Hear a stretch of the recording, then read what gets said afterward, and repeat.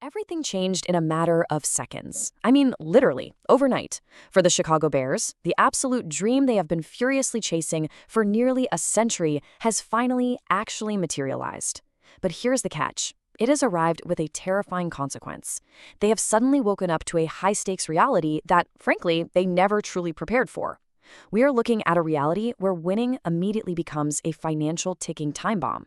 Okay, so let's really dive into this today, because understanding the microscopic, granular details of what is happening in Chicago right now is absolutely essential for anyone who is seriously tracking the future of the National Football League. For decades, Chicago was a graveyard for quarterbacks. We all know the history, right? You can practically feel the heavy weight of this franchise's failures just hanging in the cold air off Lake Michigan.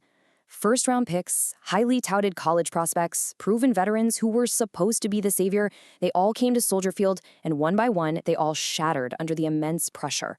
The organization was trapped in this perpetual, exhausting cycle of rebuilding. They were always searching for that one magical piece that could finally make them whole, yet they continually came up empty-handed. The narrative wasn't just a storyline anymore, it was cemented in reality. It was a curse, pure and simple. But what happens when that curse is finally broken? We are lingering on this exact realization in today's explainer because Caleb Williams has suddenly, undeniably achieved an elite status that throws the team's entire timeline into absolute overdrive. You see, the luxury of a slow, methodical, step-by-step rebuild, that is completely dead, gone. By proving right out of the gate that he is the absolute truth, Williams has aggressively accelerated the clock. The Bears are no longer quietly building for the future. They are now desperately trying to figure out how to afford the present. Deliberately marching through this chronological timeline paints a bleak, undeniable picture of just how rare this moment actually is. Look at this gap, 1950. That was the very last time the Chicago Bears had a first-team All-Pro quarterback, in Sid Luckman. Let that sink in. Decades and decades pass. Then, you get a singular Pro Bowl nod for Mitchell Trubisky back in 2018. And now, here we are. In 2026, Caleb Williams officially cracks the top 10. The sheer anomaly of a Chicago Bears quarterback finally gaining true, unadulterated respect from the league's top decision-makers just cannot be overstated. This isn't just local fan hype on social media. This is the league officially acknowledging that a monster has been unleashed in the NFC North. Now, the anatomy of this massive leap is incredibly fascinating. Jeremy Fowler's annual ESPN executive poll completely shifted the entire paradigm in Chicago. If you aren't familiar, this survey talks directly to the general managers, the defensive coordinators, and the seasoned scouts who actually have to sit in a dark film room and game plan against these players. And for the very first time since this poll's inception, a Chicago Bear was staring right back at them on the list. So the crucial breaking point is right here at number 10. This spot was in absolute, literal dead heat. We are talking about a massive four-way tie between Caleb Williams, Sam Darnold in Seattle, Jordan Love in Green Bay, and Jaden Daniels in Washington. ESPN actually had to go back to the executives just to get a tiebreaker. And exactly why did those general managers give Williams the nod over the others? Well, it wasn't just about the box score. It was the sheer terror he instills in opposing defensive coordinators. He is simply the hardest of the four to prepare for, possessing a rare combination of arm talent and raw athleticism that literally breaks defensive architecture in half. 68-24. I want to take a long pause here and just let that massive number sink in for a second. As a rookie, Caleb Williams absorbed a jaw-dropping, franchise record 68 sacks under Matt Eberflus. It was, by all accounts, a developmental disaster. He was running for his life. Then Ben Johnson arrives, and suddenly, as if by magic, that number drops to 24. This isn't just a marginal, everyday improvement. This is an incredible, near two-thirds reduction in sacks. This microscopic detail reveals a massive, fundamental shift. Sure, it reflects brilliant offensive scheme design, but more importantly, it proves Williams is processing the pocket exponentially faster. He is seeing the invisible matrix of the pass rush and escaping long before the trap closes on him. And you know what? That elite protection triggered an absolute statistical explosion. Just look at the jump we have right in front of us. Passing yards surged to nearly 4,000. Touchdowns climbed from 20 to 27. But we really have to obsess over the context of these statistics, because that's where the story is. He threw 11 touchdowns from 20-plus yards out, which led the entire NFL. He sustained aggressive, explosive, downfield playmaking while simultaneously experiencing a dramatic drop in turnover-worthy plays. Only 7 interceptions all year long? That is wild. He essentially learned exactly how to wield his cannon of an arm without sacrificing the football. But as we all know, every superhero has a shadow, and this introduces the high-contrast duality of Caleb Williams. We are looking at a player who is absolutely terrifying to defensive coordinators on the final drive of a game, yet he's burdened by a snap-to-snap inconsistency that absolutely drives his own coaching staff crazy. Listen closely to how one NFL general manager described him anonymously.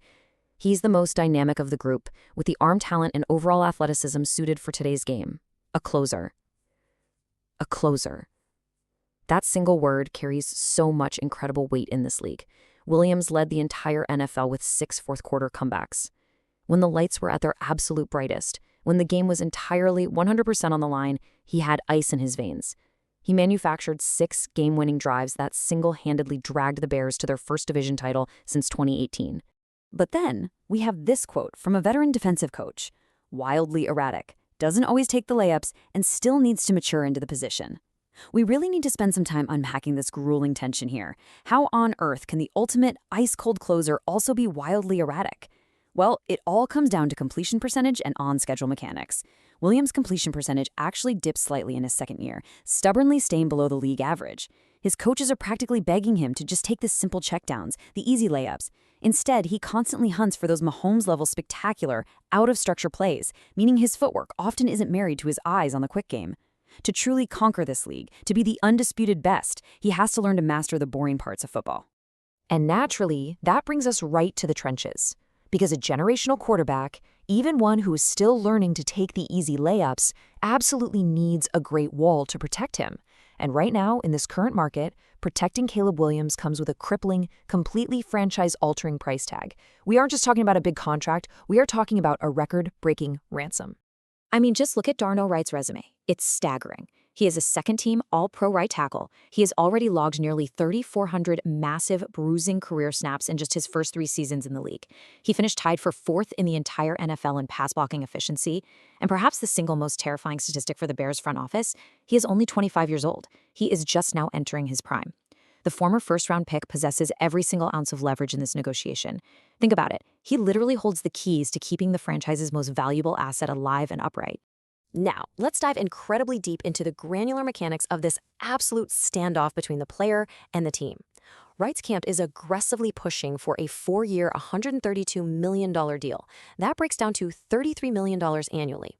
The Bears, led by general manager Ryan Poles, aren't necessarily fighting that staggering yearly average. They know the market. Instead, they are locked in a desperate, high-stakes battle over the structure of the deal. The Bears are currently offering $84 million fully guaranteed at signing, with $92 million in total guarantees. Why the holdup? Because Poles desperately needs heavy early guarantees. He wants to front-load this massive financial hit right now today, so that in the back half of the contract, the cap hits dramatically shrink. He needs an escape hatch, or more importantly, he needs crucial breathing room for what comes next. Because you see, this isn't just a contract dispute operating in a vacuum. It is a massive battle for the entire financial future and salary cap survival of this historic franchise. Slowly breaking down these top-of-the-market figures reveals the completely inescapable bind the Bears have found themselves in. Right now, Tristan Wirfs takes up 11.01% of his team's cap. Penei Sewell sits right there at 10.96%. Andrew Thomas is at 10.45%. Darnell Wright's camp, they are demanding 11% of this year's $301.2 million salary cap. They aren't just asking for a whole lot of money, they're asking for a foundational percentage of the organization's entire wealth. And mapping out this impending financial doom, step by step, shows exactly why the panic is starting to set in over at Hallis Hall. Let's look at 2026. The Bears must sign Darnell Wright, but lurking in the shadows this exact same year is Paris Johnson Jr. over in Arizona, who is reportedly preparing to demand $40 million a year. If Paris signs first, the market entirely resets, and Wright's price skyrockets even higher. Then we move to 2027, where the Bears have to figure out massive extensions for core players like Cole Kmet and Jalen Johnson. And all of this insane financial gymnastics is building directly to 2028, the year Caleb Williams, the franchise savior, becomes eligible for a contract extension that will likely shatter every single record in the history of American sports. So here we are. The window for a dynasty is finally, remarkably open in Chicago. The curse is officially dead. But is the bill already coming due?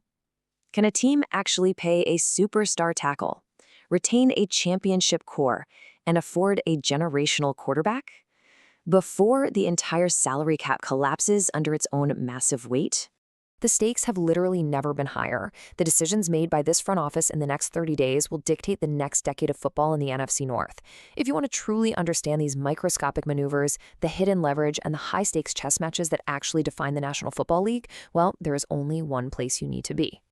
You absolutely need to survive this offseason with us. Subscribe to NFL Nexus right now and hit that like button on this explainer to feed the algorithm so we can keep bringing you the deep dives. Support the channel by becoming a channel member today. It makes all of this possible. And I want you to comment your thoughts down below. Do the Bears just bite the bullet and pay Darnell Wright whatever he wants right now? Or do they hold the line to save cap room for Caleb's inevitable mega deal? Ultimately, the curse may be broken. But ask yourself, is the staggering price of building a dynasty going to bankrupt the Chicago Bears before they even win a ring? Let us know what you think.